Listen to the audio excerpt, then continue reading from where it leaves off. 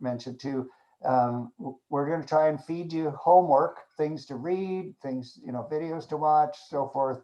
And if you have suggestions for us, please pass them along to me or to Eric.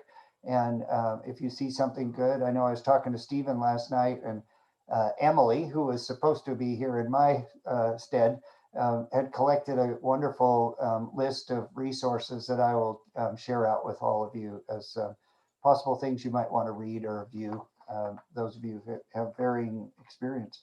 So 6 o'clock, second and third Tuesdays for February and March. Okay. I should check with Eric. Is that good, Eric?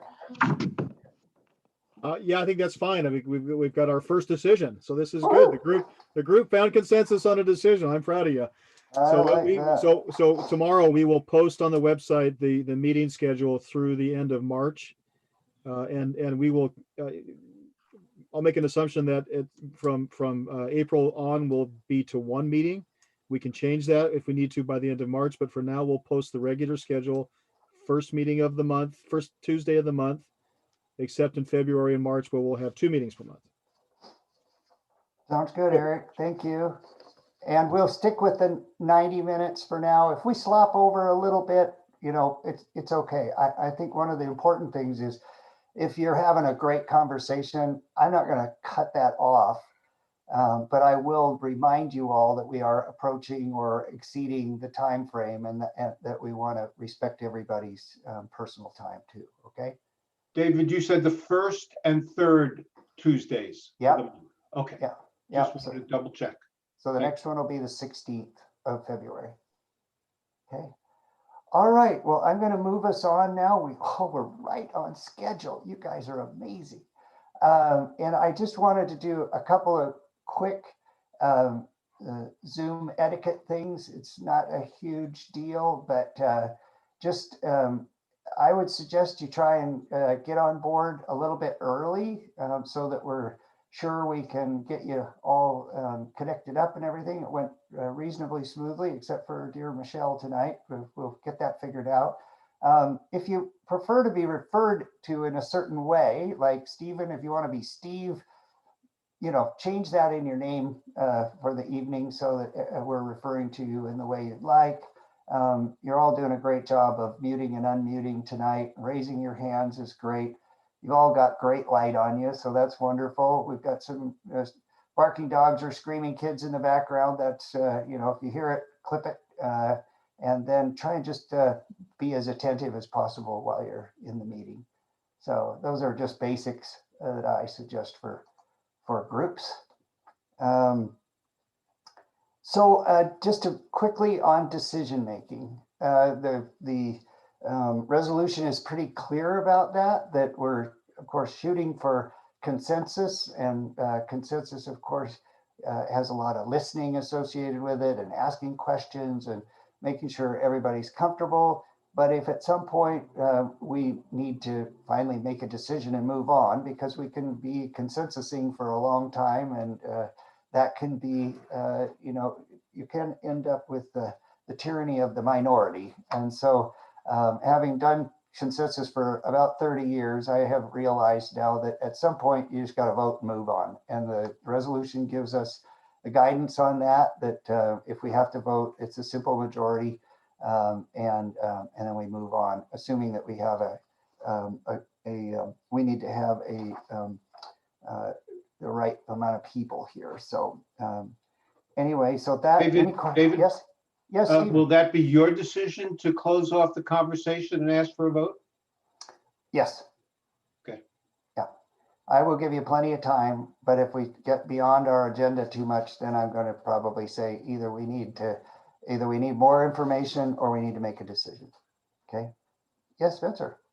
If a member isn't present, how do we establish the correct number for quorum? The quorum is 5 for the overall for your group. So you can hold a meeting with only 5 of you, and then it's simple majority from that group. Okay. But Spencer, that's called out in the resolution as to the definition of a quorum. Yeah. So a couple other things, you can see we're just doing a lot of process stuff tonight. The agendas will need to be developed, and I would love a couple of people to work with me and Eric to help put agendas together. This isn't a life sentence for the whole thing, but if somebody would like to volunteer to help us put the agendas together, I will ask you all what kinds of things you would like to be discussing at meetings. And then what I found in this kind of process is that there's sort of an art in scheduling things so that it makes sense in the flow of process. And having a couple of you help with that would be wonderful. So RB and Melissa, is that cool? Michelle, you want to too, or? Okay, well, I'll take Melissa, RB, and Michelle. How does that work? Everybody comfortable with that? Very good. So Eric, we'll just have to talk about how we're going to functionally do that, but we'll work on that together. And part of what we'll be doing is sort of translating the schedule and the resolution into a thought process over the next few months and figuring out what things logically happen at what time period, okay? So I will be back to you three and Eric quite shortly after this meeting because we'll need to start planning the next one, all right, for the 16th. Okay. You'll get meeting packets, hopefully a week before each meeting. The meeting packet will have the agenda obviously in it. It will have whatever reading material or associated material you'll need to prepare yourself for the meeting. And I hope you'll all have the time to be able to do that so you come all ready to go for the meetings. And those meeting packets will come out from Iris. And so watch for her emails. The links to the meetings themselves will be that city webinars email that looks so funny that comes from Rush, all right? Iris will be preparing notes and I'll be reviewing those notes before they go out to you. We should talk, those of you agenda people, if you would like to have a note approval time period in the meeting. I know some groups like to make sure that the notes are correct. So we can certainly have that conversation and add a couple minutes into the agenda. Okay. I wanted to share a tool that the city has. Now you've seen the website, but the city also has another public engagement site, and that's called Engage Bellingham. And this is, can everybody see that? This is where the city is engaging on particular topics. Like here we have the multimodal transportation study for Lincoln and Lakeway. This one on multifamily zoning has been ongoing for quite some time. The climate action process is involved here. And then there's some other discussions on families and an opportunity to tell the city what you think. But in each one of these, if I click on this, okay, there we go. This is a tool that the city has available to them. It's kind of very easily assembled. We did one on stormwater not too long ago, but it offers an opportunity to get some information on what the basic project is all about, who the key people are involved in the project, some updates that come out of it, an opportunity to ask a question if people have questions they want answered. Take a survey, so we could build a survey if we wanted to know more about what the community was feeling. Any announcements, key documents that come out of the process. And so one opportunity is for you to have a Engage Bellingham site like this for the broadband process. So I'm seeking your input on that. See if you folks feel that that would be a more forward-looking tool. Yes, Stephen. What's the click-through? What's the readability? what's, what does Google say from a statistical standpoint? Are people reading it? Is it something that the community is really watching? Or is it just a bunch of, bureaucrats looking at it, finding out that what's going on? Is it really well read throughout the public? Eric, do you have any stats on that? I do, but not directly at my hand tonight. Marty might be able to pipe in more than I can, but it's used, depends on the topic. So some topics garner more interest than others. The interesting thing about the Engage Bellingham is it allows for various ways to engage with the public. So these meetings, there's not a public comment forum, right? And that's commonly done with this type of a group to ensure that you folks have the time to do what you need to do. And yet, this is a kind of conversation that requires public feedback as to what we're looking at. And so the Engage Bellingham platform might be an avenue where we can focus that effort of people wanting to engage with us and providing feedback to us that all of you can have access and you can see in an innovative way in the midst of a global pandemic that says we can't get together and meet in person.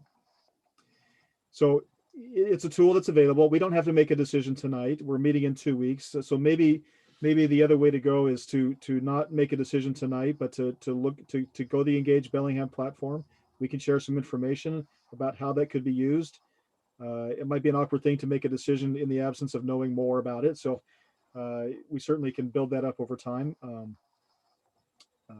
But it might be a useful tool for this particular group. I mean, at some point we might ask the question to residents, what are your impressions of broadband, of your current broadband service, and how do you use that? And could that platform help facilitate that conversation? And that might be a reasonable avenue to get that feedback. Well, that's why I ask about the Google stats on it. I mean, if 10 people see it, that's really not a good enough scientific sampling. So that's why I was curious. And of course, it all depends upon the topic. Yeah, I can tell you, Stephen, that we did one for the Surface and Stormwater Comprehensive Plan, and there just wasn't a lot of action on that one. Even though there were rate issues that were discussed in there that affect every person in Bellingham. So yes, RV, go ahead, please. Is this going to be handled by the city? I mean, who handles the content? It's not going to be put on the group, right? Right. It would have to be the city. Yeah. City staff would support and manage and staff and track and keep things up and posted. Michelle? Along the lines of communication and what Stephen was saying, where do most people go to get information? Do people go to the City of Bellingham website? Do they rely on Nextdoor? Do they rely on social media?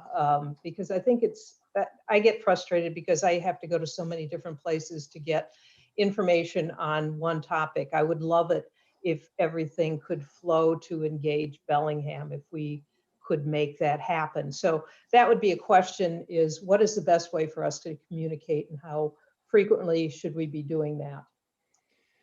That is a great question. And in the public sector, if we had an answer to that, then we wouldn't have to work in the public sector anymore. But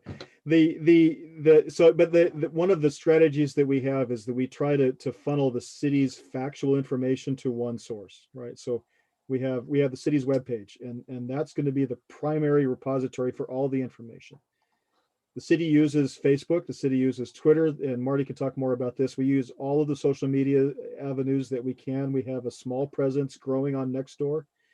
We are using the Engage Bellingham platform, but it's very, very difficult for us to reach all of those audiences because with 90,000 people, there's 100,000 ways for people to get information.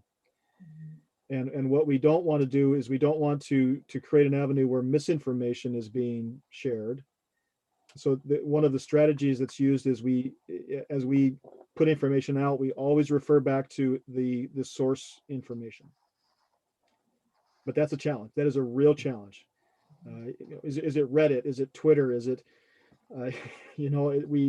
we simply don't have the resources to keep up on all of those various venues, because every time we turn around, there's another social media platform that's turned up. Instagram, right? How do you work on Instagram? But, using a few resources that we have to great benefit to very well is usually better than trying to send information out to a different way. So, Marty, can you maybe add to Yeah. that? So the city purchased the Engage Bellingham platform just recently in the COVID time. So I don't know that it's fully gained traction yet, and I have not personally seen the stats. The city's website gets a huge amount of traffic, which I can define with stats if you need it. I will say that we would promote a survey if you decided you really wanted to reach a wide audience and put a survey together. I really like the idea of, if that's the case, the Engage Bellingham platform provides a lot more context than a quick, Survey Monkey survey. So that's an advantage there. And we would definitely promote it in such a way that we try to garner attention and interest. But let's say that's the case, Marty. Would you then also communicate via Twitter, Facebook, Instagram, that go to Engage and look at this, and go to Engage Bellingham and do the survey? Right. Yeah, that's what I mean by promote. Thank you. Okay. The city would assist you by trying to make the community aware that you had this request of the community. Would it make sense that most of the people in the community who are interested in this topic would go to our page, as the kind of primary source for information regarding this topic, and then anything that we wanted to promote could just be placed on that page in a prominent place? Or it could be a link on that page that takes you into Engage Bellingham, because Engage Bellingham is prettier than the website page that I see. It looks more like a wiki. So it's more user friendly, I think, the Engage Bellingham. So we could have a link on our page that would send people there. How about Well- this? Why don't I'm just looking at our time, and we're sliding off agenda by about 15 minutes now. So why don't we take this up again? You all think about it, visit the Engage Bellingham site, see what you think of it, and let's just see what we do with it when we get together at our next meeting. Stephen? I have one quick question, Dave, Yep. about the process. Uh-huh. Will the group get the meeting minutes prior to our meeting so that we can review them? So that if we have questions, we don't have to read the minutes. We should all have done our homework. And That would be the objective. We'd have the meeting minutes in your meeting packet. I should have mentioned that before. So yeah, on that note, I'm looking at today's agenda, and just if anything, I think the introduction on terminology is what we could squeeze out if we have to. But that was a great discussion on the exchange of ideas. yeah, okay.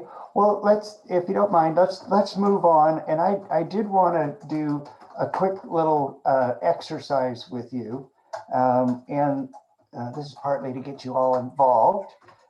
So I'd ask you to think about a vision for your meetings. Now I'm going to talk about ground rules in a minute, but